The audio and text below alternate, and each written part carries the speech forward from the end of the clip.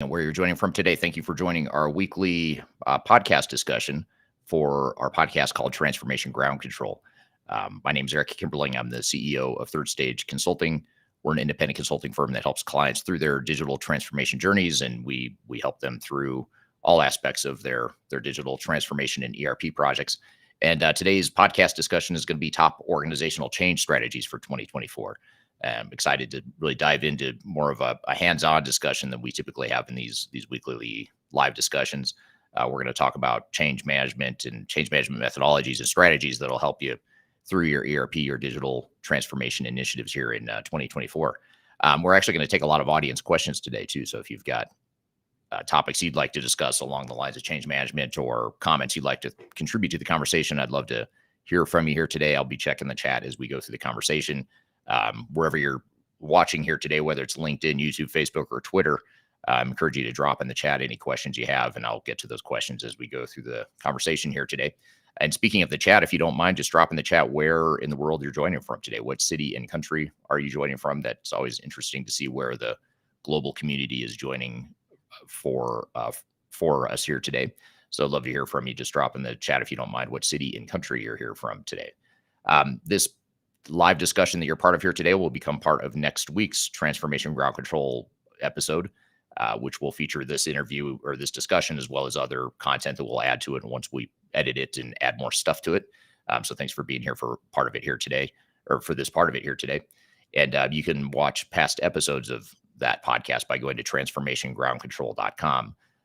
All past, I think we have 154 or so episodes. So you can see any of those past episodes by going to transformationgroundcontrol.com. So again, my name is Eric Kimberling, Third Stage Consulting. We're going to talk about change management here today. And just to set the context, really wanted to, I think as we go into this new year, as we're building up momentum here in 2024, and we look to our digital transformation initiatives, our ERP initiatives, all that good stuff. One of the things you see is that, you try to figure out how do we plan for our initiative to be successful, and how can we make sure that we get the most value out of our initiatives and make sure that we're getting the projects where we need them to go. And if you've listened to this podcast before or heard me speak before, you know that a lot of times, or most of the time, I'm going to talk about how the keys to success with these sorts of initiatives has less to do with the technology and more to do with the people side of transformation, or the people side of change. And that's why change management is so important. In fact, when we look at failed projects, when we help clients recover from their project failures, or if we're helping assess a project that's off track and we're trying to help them course correct and get the project back on track, or in some even more extreme cases, when we're hired as expert witnesses for lawsuits, which is one of the practices within our firm. One of the things we find in all three of those situations is that change management is typically one of the root causes for why the project is off track, or why the project has failed or is failing. And so that's one of, if not the most common pattern we see with project failures, is there's usually an inordinate amount of effort and cost and resources dedicated to the technology and building stuff. But there's usually an underinvestment in the people side of change, including the adoption, the communication, defining people's roles and responsibilities, all sorts of things related to change management. I'm going to cover some of that here today in terms of defining some of that methodology, or talking through it with you here. Before I jump in, though, I'd love to hear from the audience what you think the biggest change issues are in initiatives you've been involved with, or maybe that you are involved with right now. Love to hear from you in the chat. What are those biggest challenges that you see from a people perspective, based on your experience? Is it getting to learn how to use the technology? Is it communicating? Is it alignment? What is it that you see as the biggest challenge? I'd love to hear your comments and thoughts here. Again, instead of having a guest here today, we thought that you guys would be the guest here in the audience to provide some of the feedback and thought leadership that we're going to cover here today. So I'd love to hear that in the chat. And here's already getting some interesting comments. One of the responses to that question is from Craig on LinkedIn. Says that change saturation is the biggest challenge that he's seen in his career. I couldn't agree more. Change saturation is a big deal, especially in this sort of post-COVID world here in the 2020s, organizations are going through a ton of change as it is. And then when you throw a digital or a ERP project on top of change that was already happening, typically you've got a fatigued workforce that's oftentimes doesn't have the brain space or the capacity to embrace or dive into the change and support the change as effectively as they might otherwise. So change saturation is a real thing, and I think that's a great point that often gets overlooked. And I think one of the things you have to do as an organization too is recognize when you are experiencing change saturation or change fatigue, and not to say you should stop changing because you have to keep moving forward, but instead what it means is you might recast your plan or define a strategy that accounts for the fact that you've got change saturation or change fatigue. And I think that's where companies oftentimes get into trouble is they take this overly optimistic, rose-colored glass view of their project. They get these proposals from software vendors or technical implementers that are overly optimistic, and they assume that their organization can adapt as fast as what the outside third parties might suggest. And you as an organization have to figure out, is that realistic for us given where we are on the change saturation curve? So great point there. Another interesting response here from Daniel on LinkedIn says that lack of leadership alignment is number one. And I actually agree with that. I think leadership alignment is a tricky one because if you don't have it, it's really hard to, if not impossible, to succeed. And in the word alignment, I think a lot of times it's sort of ambiguous or people aren't 100% clear what that means.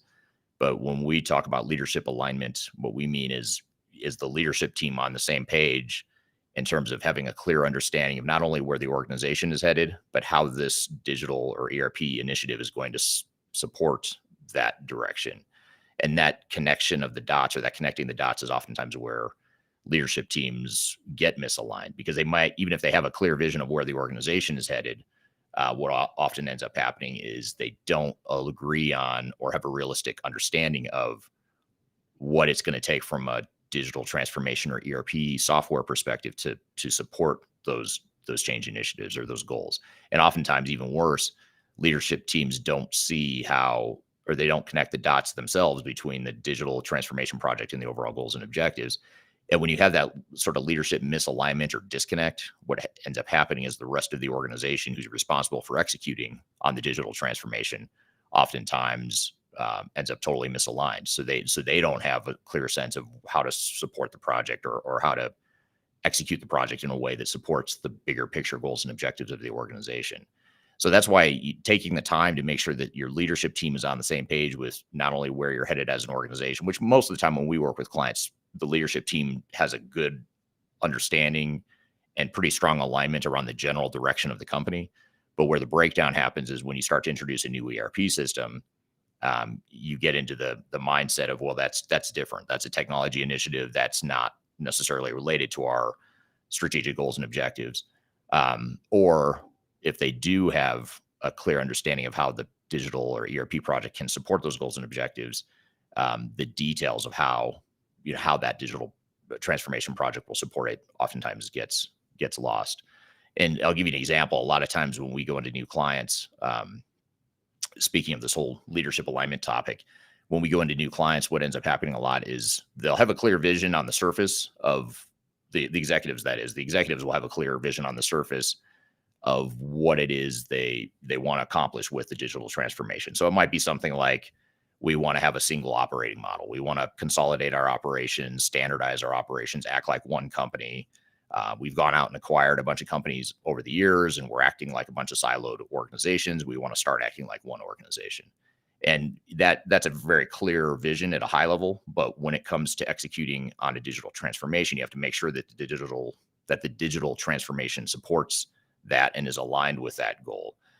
Because what often happens is executives have that vision at the top level, but then you get down to the next layer of the organization that's managing a digital transformation, and they go off track. They end up doing something different than supporting that common operating model, a standardization example that I'm giving here. And oftentimes it's because, again, the executives don't necessarily get involved enough, or they don't connect the dots between that high level strategy and what this digital transformation means. The other thing that happens too is oftentimes, even if you get to that point where in my example where digital transformation project team understands that standardization is the goal. We want to act like one company.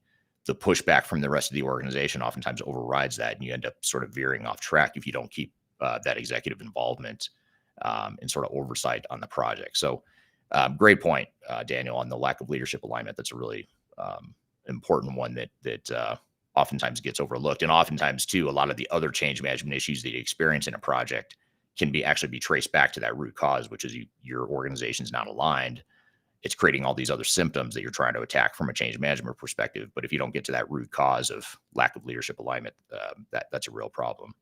So that's why we always suggest that if you're in the midst of a digital transformation or ERP project and your leadership team is not aligned, then you want to make sure you get aligned, because that's where a lot of the root causes come from. And if you take the time to get aligned up front, make sure you're all on the same page, you have clear direction and clear articulation of how this project is going to support the overall goals and objectives, that time you take up front is actually going to speed things up a lot more later, versus the organizations that just jump right in without the alignment. They just jump in and start implementing technology. That's where organizations get into trouble. Some other interesting responses here. Alex on LinkedIn says process documentation and lack of a user acceptance test. That's an interesting one. I think that sort of touches on a really important thing that sort of aligns with or builds on the last point we were just talking about with executive alignment and leadership alignment. Along those same lines, part of that, when I think of executive alignment, I also think of clarity of what the future state is going to be.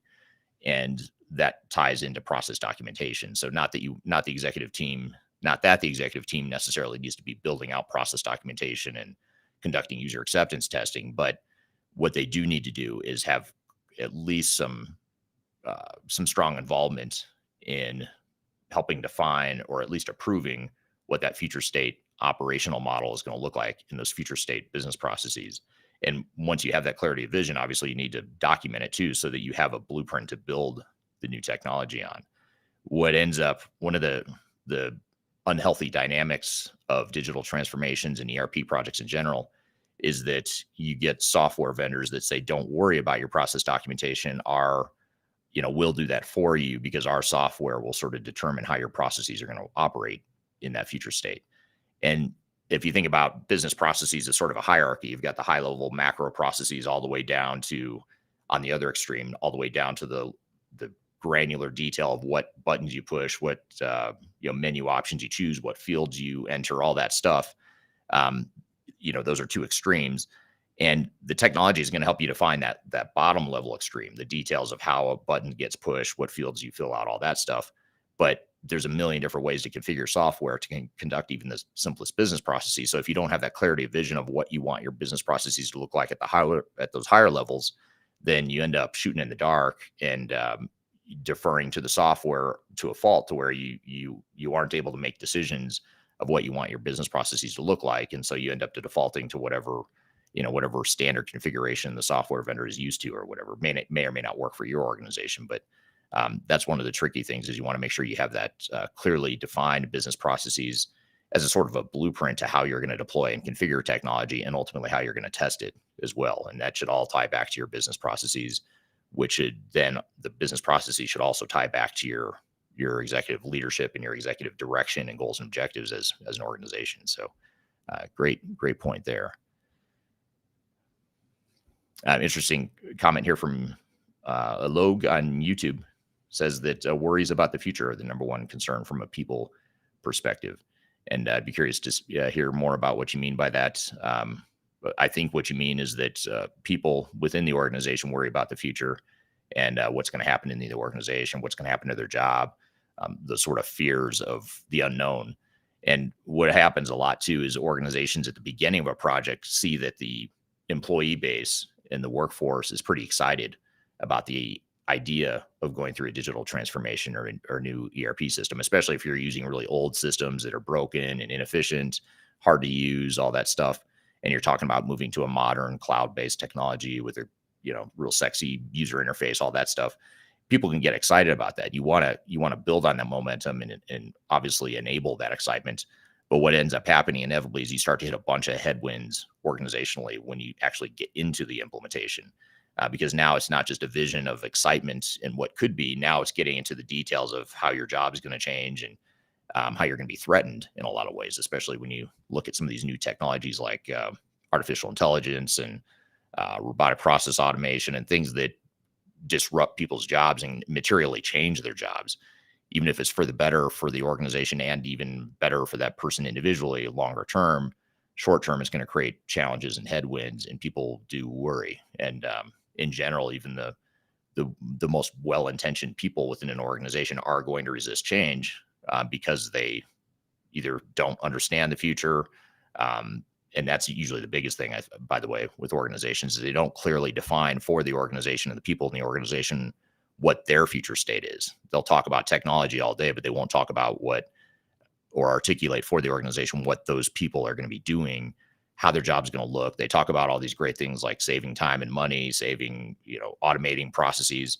But oftentimes what people hear is, well, you're automating the job that I've been doing for the same way for 20 years. So what's going to happen to my job? And if you don't provide that clarity of what's going to happen to their job and how they're going to do things differently and get them comfortable with that, then they're going to resist the change. And that's where organizations don't think enough about that piece of it. So worries about the future is a great one. This is an interesting comment from Pruthov on LinkedIn. He says cloud ERPs are facing the same challenges as legacy ERPs. I totally agree with that. I think that the potential business benefits or potential advantages of cloud ERP over legacy is overstated, in my opinion. There certainly is value, of course, in terms of infrastructure and cost savings and things like that, consistent updates, things of that nature. But when it comes to actually implementation itself, there's really not a big difference. I'd say it's a wash, a net neutral advantage of cloud ERP over legacy ERP, because the good thing with legacy ERP is you could configure it and customize it to a fault. You could tailor it to fit exactly what people wanted. Now with cloud ERP, you've got a lot less flexibility. You're forcing a certain amount of standardization, which makes change more difficult. And again, longer term, that might be the right answer. There might be a ton of ROI in that, and there usually is for organizations. But in the short term, when you're going through the implementation, it's a lot of the same challenges, in terms of how you implement ERP systems and the change management aspects of it, as well as a lot of the technical stuff too. When you go through a cloud ERP deployment, you still have to do a lot of the same things you had to do with a legacy implementation. So you're not saving a ton of time and money by deploying cloud ERPs. In fact, in some cases, organizations struggle more with cloud ERP implementations than they did with legacy because of that limited flexibility and some of the other things we talk about. So great point there. Got a couple questions coming in too. So let's shift gears, and I'll actually take some of the questions here from the audience. This is from Kyler on LinkedIn. Kyler says, what was your response to a vendor saying we will handle OCM? Great question. We hear this a lot with software vendors within our clients, where software vendor will discuss and pitch their change management services. And typically the change management from a software vendor or even a big system integrator or technical implementer, typically when they talk about change management or when they discuss change management, it's from a software training perspective. And if you think about it, that makes sense of what they would be good at. They're good at teaching people how to use a technology because they're technologists and they're experts in the technology. And by the way, even in that case, though, they're typically training the trainers within your organization, and then you're responsible. The trainers within your own organization are responsible for going out and training. So even within the narrow part of training, the software training, the software vendor typically falls short of what the bigger picture is that's going to be required. Not to mention the fact, more importantly, that change management and to be effective in change management requires a lot more than just software training. So in other words, you need to be able to take more than just teaching people how to use software. You have to work through all the process changes that are happening, just so people understand how their new world is going to look, what their roles and responsibilities are going to be within those new processes, And the technology is more of a capstone. It's the when you get to software training, that's usually the capstone that happens shortly before go live. But there's a bunch of stuff that leads up to that needs to get done, and most organizations skip that other stuff. And when they skip that other stuff, what happens is you get to end user training, and even if you do end user training flawlessly, you execute it flawlessly, what's going to happen if you haven't done other change management stuff is the freak out moments that I call them, which is a semi-technical term. Those freak out moments will happen in your end user training. That's when people start to panic and say, oh my gosh, you're completely changing my business processes. This is totally different than the way I do things today. Why is this part of my job going away? Why is this part of my job being added to my responsibility? And oftentimes what it does is it creates more anxiety, more fear and doubt when you get to that end user training, because you haven't done all the legwork leading up to it. And so that's why you have to spend a lot of time before end user training, which is what the software vendors are good at.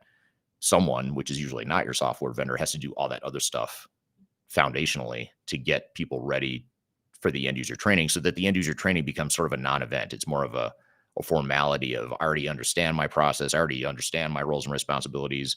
I already had my freak out moments. I worked through my freak out moments. Now I'm just here to learn how the technology, at a detailed level, is going to help me do the things I already know I have to do, if that makes sense. So you need to make sure you've got, organizational design and definition of roles and responsibilities, a lot of communication that leads up. And when I say communication, I'm not talking about just project newsletters and updates on, we're going live in 6 weeks, go team. It's more targeted communications to make sure people understand what's happening, what the changes are, why the changes are happening, how it's going to affect individuals and work groups within the organization, and ultimately what's in it for me, as a either an individual and or a work group within an organization. So really important stuff to make sure that we complete a complete change, that we define and execute a complete change management plan, which again is typically not handled by your software vendor. Software vendor should be involved, obviously, in the training piece of it. But even that isn't enough to execute a full training program. Typically, you need more support than what a software vendor can typically handle. And certainly outside the realm of training, there's a lot more that needs to happen. So great question there. Here's an interesting question from Alex on LinkedIn. Alex says, also, when converting from a manual to more automated process, folks losing control or protection of data they previously had in a file cabinet or on their spreadsheet on their desktop. Great point. I mean, you do, what ends up happening in these sorts of projects that's really important to recognize from a sort of a human and organizational psychology perspective is that there's something that, in most cases, there's something that someone's losing, even if the net benefit is great. So in other words, if I'm an employee that's been at the organization for 25 years and I sort of built and mastered this elaborate process to manage my world, and it's based on a lot of my tribal knowledge and understanding of how things work around here. If you come in and tell me you're going to automate that, or you're going to centralize that data, you're going to take away that spreadsheet, you're going to take away, or you're going to centralize that tribal knowledge that I have in my head right now, what ends up happening is now suddenly I move from sort of a position of pride and heroics where I'm making stuff happen. I created this process. The systems we have are broken, but yet because of my fortitude or my intuition or my strengths, I'm able to execute those processes anyway.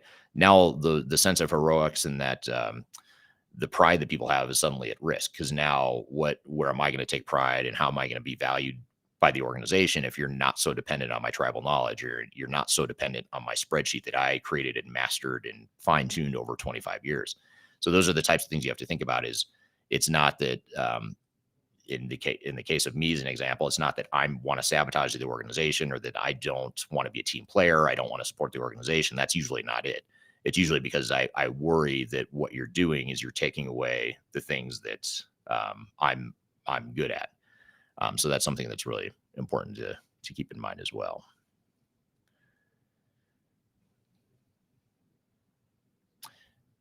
Here's an interesting question. I actually don't know that I'm gonna have a good answer for this, but I'd love to turn it to the audience because I think it's a really interesting one that I haven't heard before. This is from Lalita on YouTube. And Lalita says, "Hi all, what impact do you think the digitalization of companies will have with current and future geopolitical decisions in the short term?" And maybe we could broaden that and say, you've got political and geopolitical, um, macroeconomic. There's a lot of external forces that could affect um, decisions in the short term, especially as it relates to digital transformations and ERP implementations. I don't know that I have a good answer. I'd love to hear the audience's questions. I noticed, or I'd love to hear the audience's thoughts on that question. So if you've got some opinions on that, I'd love to hear it, because I don't know that I have a good answer um, on that. But I do think it's something that's very real, especially with multiple wars happening in the world right now. Economic uncertainty, economic ups and downs within the world, labor shortages. There's a lot of these sort of external factors that inevitably will affect and impact digital transformations. I think, one thing I'll say from my perspective that I see as the leader of our company at Third Stage is that I think what's happening is a lot of organizations are becoming more um, cautious in how they move forward. Right after COVID, when all the lockdowns happened and everything, there was this sort of urgency to move now, almost to a fault, where companies were just moving really quickly without necessarily doing the proper planning and having a solid strategy behind it, but they were moving quick. And now what's happening is a lot of that urgency has seemed to cool off and sort of shifted a bit to where organizations are being more cautious, more uncertain, more hesitant in terms of moving forward with these big projects. And I don't know if it's the change fatigue that we were talking about earlier, because we have gone through a lot of change as a workforce and as a business world, and as a human race, I should say, in the last 3 or 4 years. So it could be that the change fatigue is catching up. It could be that spending is slowing down just because the companies have spent so much and changed so much in the last couple of years. But I'd love to hear your thoughts on that from the audience here. What are your thoughts on how geopolitical things might affect transformations and technology in the short term? Here's an interesting comment from Sandeep on YouTube. Sandeep, this is in response to my question earlier about what the most important change, or the most challenging change dimension is within a transformation. Sandeep says that deviating from allocated budgets hampers digital transformation success, and midway executive leadership changes disrupt significant digital transformation initiatives. Um, Great point there. If you deviate from budget or go over budget, or have a leadership change, that's going to create problems along the way. I'd also add that a lot of times organizations will have some sort of big business change along the way, where it could be a merger or acquisition, or like Sandeep said, you could have executive turnover. You could be opening a new plant or expanding into a new market. And that's the thing with transformations that you have to be aware of, is that you're going to go through this 1, 2, 3 or more year initiative. And during that time, your organization isn't, nor should it, stand still. It's not going to stand still while you're going through the project. You're still going to run your business. You're still going to make strategic decisions, and you're gonna pivot along the way. And what's important is that you make sure that your digital transformation stays aligned with that as things do change, and that you have some buffer within your plan and strategy to account for the fact that some stuff might happen that you're not aware of, whether it's internal dynamics like a leadership change or a merger or acquisition, or if it's something external like a macroeconomic change or the geopolitical aspects, wars, things of that nature that we just talked about. So great point there. There's a question from Dennis on LinkedIn. Dennis says, how can change management practices focus on employee well-being? And that's a great point. And I know well-being is sort of, it's becoming more and more important in today's HR and human capital management world. And certainly from a change management perspective, we have to be focused on that. One thing I'd say, at the risk of potentially oversimplifying, is that my knee-jerk reaction to this is that if you do change management well, you are focusing on their well-being. And if you think about what causes employees, especially during times of change and turmoil, what causes them to not have a high level of well-being is a lot of the stuff we've been talking about: the fear, anxiety, the stress, the chaos, the change fatigue. Those things undermine employee well-being. So if you can, as simple as it may sound, if you can stop doing the things that undermine employee well-being, that's a great first step. And that's where most organizations fall short, is they unintentionally do things, or I should say they don't do things that are inevitably going to create stress and internal conflict within the organization. So again, if we get back to that example of if we don't do a full change strategy and full change plan leading up to end user training, when by the time you get to end user training and then your go live, that is not good for employee well-being when they haven't had any sort of time to digest or understand these new processes and why the changes are happening and how the organization is going to be affected or how their jobs are going to be affected by it, what their specific roles and responsibilities are, being involved in making sure that the system actually works and getting comfortable with it. All those things, if we don't do those things, which most organizations don't, then now we've got a situation where employee well-being is at risk.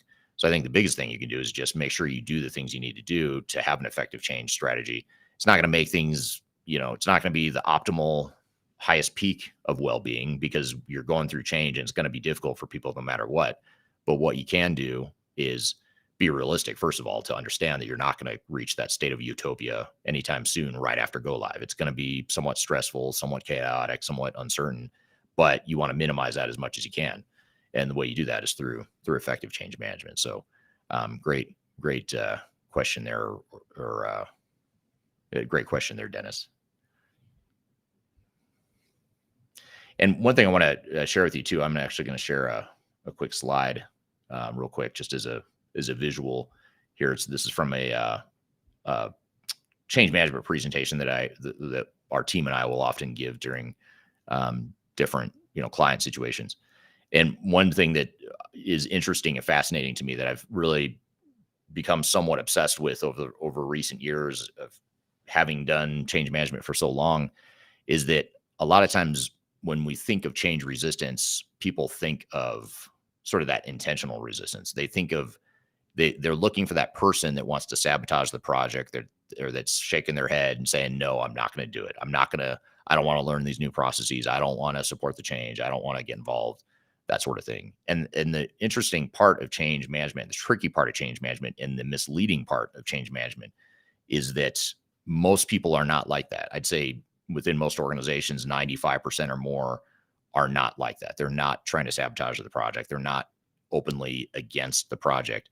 I'd say 95% or more of employees that we work with, at least with clients, they mean well. They want to support the project. They oftentimes are genuinely excited about the project. But where the tricky part happens is it's the unintentional resistance. It's all these little gotchas, these little things that are hard to detect and anticipate. And so what happens is organizations go into a project. If you think of it as like an excitement curve, you go into a project, you start assessing potential technologies, you get alignment and agree on what kind of technology you're going to deploy. You see the vision of how the organization could look in the future, and that curve goes up. You've got a lot of excitement and momentum behind the project, but then things start to drop off. That's as good as it gets. I hate to say it, but it's as good as it gets when you've picked the technology and you've gotten an agreement from the organization that yes, we're going to move forward. We're going to go implement whatever technology or technologies it is. That's usually the peak level of excitement. From there, it starts to drop off because now you're getting into the realities and the headwinds of change. You're starting to change processes. You're starting to see how your processes don't fit the technology and how the technology doesn't fit the processes the way you want it, or it's not ideal. That's all normal stuff. So that's when excitement starts to drop and wane. And if you don't manage that, that can tank really fast, and that can actually tank the entire project. So you have to look at that unintentional resistance and understand and anticipate that even if people are excited right now on the day we're deciding to move forward with this project, I, as an executive, am going to look around, I'm going to see a bunch of excited people, and I'm going to be misled and fooled into thinking that change management is not going to be that important, or it's not going to be that difficult for us. Maybe for other organizations, but I'm looking around at my people right now. They're super excited. They want this change. They understand why we need it. In fact, they're pushing for it. So let's not worry about change management. And that's a huge mistake because it creates this blind spot, because it's that unintentional resistance that has yet to come. It's coming later. It's coming during the project. You just don't see it yet. But it's like that tip of the iceberg. You see maybe a tiny little bit of resistance. You see that, occasional person or two that you can tell are openly opposed. They're actually not the problem because they're easier to detect. I'd almost rather have someone who's openly trying to sabotage a project, because then you can kind of target your change efforts a little bit more. But the problem is underneath the iceberg, there's a huge layer of unknown, unintentional resistance. And that's where it gets back to what I was saying before. People are afraid of what they don't know. They're afraid of the loss and the uncertainty and the things that they don't fully understand in terms of how their jobs are going to change, what the roles are going to look like, all that good stuff. So there's also not understanding, not fully understanding a process and how it works. And not what's even worse is when an organization says they're going to automate X% of someone's job, but they haven't figured out or defined what's going to happen with that X% of the job that got automated. So if 30% of my job is now automated because I don't have to do dual entry or spend all my time looking up data because now I have a system that has it all right in front of me, what am I going to do at that time? And if you don't tell me what I'm going to do at that time, I'm going to get nervous because I'm going to think, well, what are you going to do with me? Are you going to get rid of me? Do you need me? You start to question your own value to the organization. So that unintentional resistance, the misunderstanding are both very important. And then on the far right side of the slide, you see that misalignment is the other form of resistance. And that's where, what we talked about before, the executive team is not aligned, or the rest of the organization is not aligned with the executive team, or the future state is not well defined. We haven't gotten alignment on what our future state business processes are. When you have that level of misalignment, that creates resistance. And it's not because the employees don't see the value in the project or in what's happening with the project, but it's because they don't understand and they're not on the same page, and it's not clear to the organization what direction they're going. So all important stuff there. So great questions here, and more continue to come in here. There's a follow-up comment from Susmitha. I hope I'm pronouncing that right. Susmitha on LinkedIn. It says, very true. Heading into change with an assumption of intentional resistance also leads to a closed mindset approach to change and lack of listening. And that's a really good point. I think, the key word is listening. I mean, you really have to listen to and dive into an organization and the culture of the organization to understand and recognize where the challenges are gonna come. And what we do as a team at Third Stage when we're consulting to organizations is, even in cases where organizations are saying, yeah, I know change management's important for everyone else, but for us, it's not going to be a big deal because everyone's excited and we don't see anything below the tip of the iceberg. What we do in those cases, or any case for that example, is we'll do an organizational assessment that doesn't necessarily try to answer the question, is your organization ready for change? Because the answer is mixed. Usually it's yes right now, but you're not going to be, once you get into the change, that's not a good enough assessment to be able to come out with that. So what we do is we dive into not answering the question of, is your organization ready for change? But we go layers deeper to look at what are the things within your culture and your organization that are going to cause resistance to change as the project evolves. So for example, if you have if you do this change assessment and you find that there's a perceived lack of coordination and communication between departments, that is going to create challenges later, because now, as when you're looking at, say, an ERP system, you're looking at integrated end-to-end processes that affect everyone upstream and downstream as well as yourselves. So you have to start to act more integrated and more collaborative and have a better understanding of upstream and downstream processes. So in that case, you might spend more time, in the case of the organization that is perceived to have lack of coordination and lack of communication between departments, you might recognize, okay, we need to spend more time up front defining end-to-end processes. We need to do that anyway, right? To define our future state processes so that we have a blueprint to build the technology. But we're actually going to spend a little bit more time than we need to for the software vendor to help our team get on the same page. So this is where, again, software vendor proposal and plan versus organizational needs are misaligned. Software vendor doesn't necessarily need you to get on the same page to build the software. They just need to know what's the process going to look like. But you as an organization need to understand, how are we going to integrate our teams? How are we going to ensure that everyone's on the same page? And that's going to take longer than what the software vendor needs. And that's where a delay happens. So right there, you have a decision you have to make. Do we do what the software vendor says, which is we can do this in a compressed time frame because they just need the answer of what's the business process?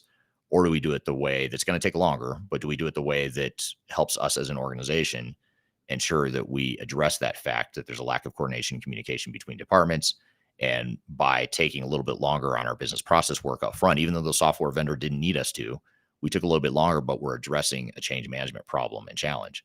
And those are the types of things you have to think about as you're defining your project plan. Because if you base your project plan based on sort of a myopic view of technology deployment, you're going to end up inevitably with a project plan that's not realistic. It's going to underestimate the amount of time and money and resource commitment and risk than what is real. And so you have to do this organizational assessment to be able to have a pretty decent or an effective change strategy there. So here's a interesting question or a comment from William on YouTube. William says, yes, people are excited about a project until they have to do something they don't like or give up some measure of control. So great comment. Couldn't agree more. There's a lot of control that you give up as an employee, especially if you're not part of the core project team. When we're on a project team, you have to think about it from this perspective too. If you or I or all of us here on this discussion here today, if we're all part of a project team, we have the luxury of being in the driver's seat. We're making decisions. We're heavily involved, so we don't struggle with the same things that the rest of the organization is going to struggle with because we know what's going on. We've made in many cases, we've made the decisions. We've been actively involved. We see the freight train coming, but to employees, they have no idea what's coming, and so you have to sort of overcorrect for that and make sure that you're painfully transparent at times. And it's hard to do because when you're on a project team, you're just heads down trying to get through all these moving parts and all the complexities of a project. But you have to look outward to the rest of the organization to say, we need to get everyone else somewhat caught up to where we are. They're never going to be as comfortable as we are because we're on the project team. We're knee deep in it every day. Every hour of our working days is focused on this, whereas the rest of the organization sort of running their business, doing their day jobs, and they're more likely to be surprised. So that a lot of this is about control. How do you ensure that people don't feel like they're losing too much control during a project? And as technology changes, by the way, exponentially, as it changes faster and faster, this phenomenon becomes even more important because now technology is changing faster than it did 10 years ago or 20 years ago. But our ability to change as humans has not kept up with the pace of change with technology.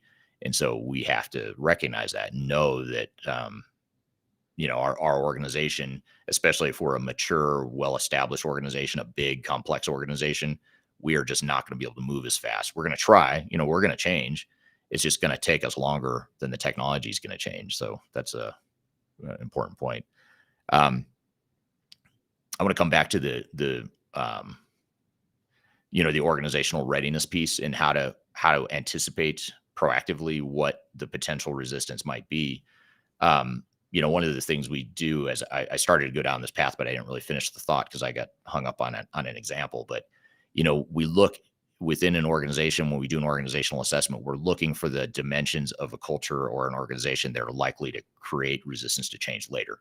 So I gave the example a moment ago of the organization that is perceived to not collaborate or communicate across departments. That's one thing we look for. So we look at communication style of an organization. We look at leadership style. We look at perceptions of leadership. We look at accountability. What are people's perceptions of how accountable or not people hold each other? We look at people's perception of leadership. So what do people think of the leadership team? And so we're quantitatively and qualitatively measuring all these different dimensions of an organization. And inevitably what happens as an output is you get results from that assessment, quantitative and qualitatively, that lead you down a path of saying, okay, these are the things that are likely to cause change. These are the sort of the root causes that we know are going to be a challenge or that we can start to address now so that we can hopefully anticipate and overcome some of those changes before they actually materialize. So that's something that is worth noting too, is you want to make sure that that you have that piece of it addressed. And then once you've done that too, by the way, once you've done the organizational assessment, then what you do is you create a plan that's built on the results of that assessment. So those are just a few sort of add-on points I wanted to address there along those lines too. I also want to show you just sort of rounding out this whole picture of what change management is and the things that you should be doing to address change management. This is a slide just looking through sort of the change management objectives and the things that you should accomplish or do as part of a change management effort to make it successful. And this is not a complete list. There's other things that you want to make sure you do within this, but these are some of the high level dimensions that we want to make sure we address. So here's where we look at, organizational readiness is what I was just talking about at the top left. We talked about alignment of executives and stakeholders. I'm just kind of moving top row left to right, and I won't go through everything, but sort of work our way down. So we talked about assessing organizational readiness, aligning executives and stakeholders. We also want to mobilize internal change agents, and those are the people that are going to actually go back to the organization and start to communicate changes and do the two-way communication, capture concerns from the organization, share what the changes are. And usually those change agents are part of the team. They're shoulder to shoulder with the frontline people. And so they become the people that are sort of the conduit or the connection between the project team and the core change management team and the rest of the organization. So they're the ones that can sort of speak the language of both the project team and the day-to-day frontline employees. You want to develop and execute a communications plan, assess and deploy change impacts. That's a big deal. When you look at how someone's job is going to change, how a business process is going to change, you want to define what the change impacts are and start to communicate that as soon as you can, so that you can, again, work through those freak out moments now. If your go live is, say, 9 months from now, and you can start to get people to freak out and work through it now, you might as well do it now instead of waiting 8 months right before go live. Start working through that now, so that by the time you get to end user training, they've already freaked out, they've calmed down, they kind of get it, they understand. Now it's just a matter of show me how to use the technology to do the things you already told me I'm going to do. So that's part of what the change impacts are and what's so important there. You want to design and deploy organizational changes. And a lot of times too, by the way, you start to make process and organizational changes that you don't need to wait till go live. If you can start sort of spoon feeding and incrementally implementing process changes, procedural changes, organizational changes, start to shift roles around, that sort of thing. If you can do that now while you're implementing, that's ideal, because then you're sort of speeding up the change management, and you're not waiting until day one of go live to spring all those changes all at once on everyone. So if you can design and deploy organizational changes throughout the implementation, that's another sort of parallel work stream that can actually speed things up quite a bit later on. So actually both those points, the organizational changes and the business process improvements, you can be doing those things early on. Anything you can do to build internal centers of excellence, to support the project, makes you less dependent on the technology vendors and that sort of thing. That's super important too. One of the other things that you'll see here is customizing ERP software training. So if you're deploying ERP software or any technology, you want to customize that training for your organization. Often, most of the time, most software vendors don't have time or the capacity or resources to create tailored training materials by industry and by, different types of configurations and things of that nature.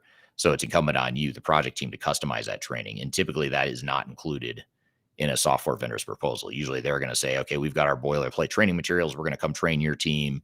Your team's going to go sort of translate that into your operational reality and go do it. Well, that takes a lot of time to customize that training, so that if you're doing a training scenario, you don't, and let's just say you manufacture, high tech semiconductors, but the boilerplate training materials are using, building a bicycle or, building a widget as the example in the training material. That's not going to make sense to your organization. You need to see how you're going to build semiconductors and all the stuff that goes into that. And specific to how you're configuring that software and deploying that software and using that software. So customizing ERP software training is one of those really big hidden costs, and it's a really big part of the hidden iceberg of software implementation time, cost, resource, and risk. So that's a really important one. And then the last thing I'll say on this slide is the bottom few boxes are about sort of that implementation and post-implementation, where you focus on benefits realization and how to make sure that you are getting the most value out of the organization. Because too often organizations you sort of stop at go live. They stop, they did the training, they make sure that everyone's passed the training or whatever, make sure that people are actually able to survive and do their jobs, and then they move on to the next phase of the project. And what's really important is to recognize that you're not going to get optimal business benefits on day one or even day 30 or day 60. It's usually going to take, several weeks or months to get people up to that optimal level. Not only because it takes them time to learn the system and get used to it, but also because you're going to want to make changes post implementation. You're going to identify those things that weren't ideal during implementation. You might need to reconfigure some stuff. You might need to integrate some things that weren't integrated. You might need to clean up data. You might need to retrain people, do some refresher training, redefine a process, whatever. There's all these different things that you need to be doing. And that's just part of the normal process. You hope to work through most of that. But if you can do that earlier on, or do that is part of your go live strategy, that's going to be super important. So here's a follow-up question from a thread we were talking about earlier. We were talking about legacy versus cloud ERP, and this is from Eduardo on LinkedIn. Whoops, I just hid the question accidentally. There it is. So Eduardo says, if they can't handle legacy ERP, what difference does it make with cloud ERP? And I agree. If you had trouble, you as an organization didn't do well in your legacy ERP implementation, you can't nor should you assume that a cloud ERP is going to be easier if you do things the same way you did with a legacy system. You're going to have to, step up your game, if you will, to be more effective in your implementation, because it's a lot of the same. If you think about it, the process and people challenges are all the same. With cloud, the only difference is the way you deploy the technology is a little bit more. It's a lot more modern. It's a little bit easier. So so that's something to keep in mind too. Follow up to the slide I just reviewed on the change management objectives. This is from Shilpi on LinkedIn. Shilpi says, love this comprehensive list of change management objectives. One other thing I'd add, in addition to change agents and train the trainers, is a community of practice. So great point. I don't know if you mean like center of excellence or a sort of that internal competency around certain processes or technologies. I'd be curious to see if, Shilpi, as a follow-up, if you don't mind, let me know what you mean by that, or clarifying if I'm off base in terms of what you're thinking. But I think it's a great point that you do want to build that center of excellence and ensure that you've got that addressed as part of your project. Here's a question again from Kyler on LinkedIn. This is, what about an executive team that isn't bought into the need for change management initiatives within a technical project? And that's a great question. And that is a difficult one, because it's hard to change the mind of an executive team, especially if they haven't been through a project like this before. If they've been through a project like this before, chances are pretty high they're going to recognize the need for change management. But it's the organization and the executive team that is not familiar with how these projects typically work. That's the scary part, because it's hard to convince them, especially when they're looking around, seeing something totally different than what they might be hearing from someone like me or our team. So like I mentioned before, if you look around, your employees are all excited, they're on board, they're ready to go. It's hard, if you've never been through it, to see, like, where's the risk? What am I missing here? I hear this consultant doing a live discussion talking about it, but I'm not seeing it in my organization. And so that's where that change readiness assessment comes in, is if you can do that change readiness assessment, which is a very low cost, low effort, high value sort of a initiative. When you do that organizational assessment, that's typically where you'll find the results and the sort of the case for why change management is important. And more importantly, how specifically change management can and should be deployed within your organization. I think the problem with change management is it's such a broad, fuzzy word that a lot of executives don't fully understand what it means. So if you can redefine change management and define it in a way that's specific to your organization and what your needs are and what your culture is and your risk tolerance and all that stuff, then suddenly you're speaking the language of your executive team. So that's a great point. And so the org readiness assessment is probably the best way, or one of the best ways of making sure that your executives understand the importance of change. And of course, just educating them with content like this, discussions like this will help.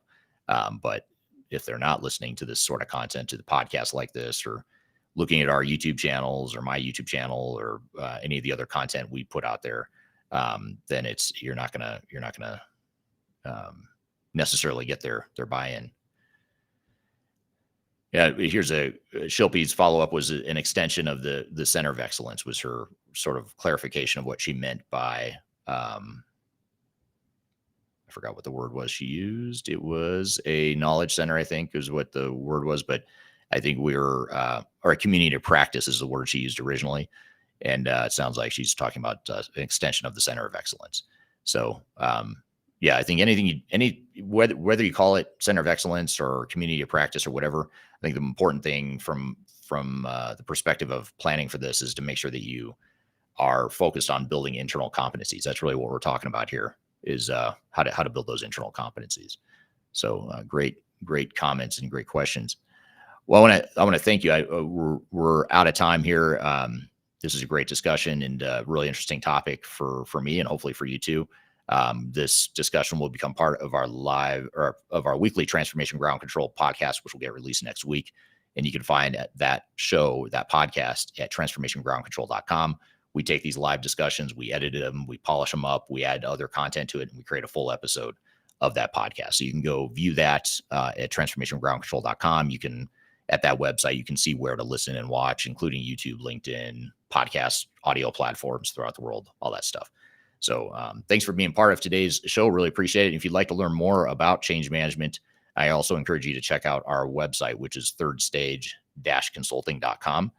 My company does tons of change management stuff. If you need help with change management, feel free to reach out. Love to chat with you, even if it's just informally brainstorming about how you might execute or plan for a change initiative or any other aspect of your digital transformation, for that matter. It's what we do every day, so we'd be happy to help. So hope this information is useful. Hope you all have a great day, and we'll see you next week. We do these live discussions and interviews. Same time, same place, same platform you're watching right now. We'll be on at the same time next week. So I hope you all have a great day, and we'll see you next time. Have a great week in the meantime. Take care.